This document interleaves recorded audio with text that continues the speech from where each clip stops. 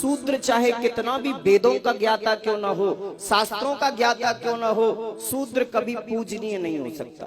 पूजिए विप्र सकल गुणहीना, चाहे ब्राह्मण में एक भी गुण नहीं है, एक भी वेद ना पढ़ा हो, शास्त्र ना पढ़ा हो, कोई ज्ञान नहीं हो, सकल गुणहीना यानी कोई गुण ना हो, सारे गुणों से विहीन हो, फिर भी ब्राह्मण पूजनीय होता है। ब्राह्मण हर हाल में पूजनीय है।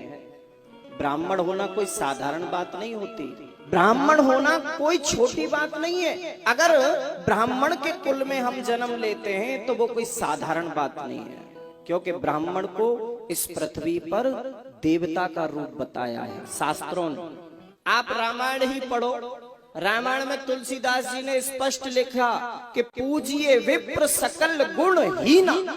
तुलसीदास जी क्या लिखते हैं? पूजिए विप्र सकल गुणहीना, चाहे ब्राह्मण में एक भी गुण नहीं है, एक भी वेद ना पढ़ा हो, शास्त्र ना पढ़ा हो, कोई ज्ञान नहीं हो, सकल गुणहीना यानी कोई गुण ना हो, सारे गुणों से विहीन हो, फिर भी ब्राह्मण पूजनीय होता है। शास्त्र कहते हैं हमारे। और शास्त्र कौन है भाई? शास्त्र किसे कहते हैं? शास्त्र है संविधान। शास्त्र क्या है?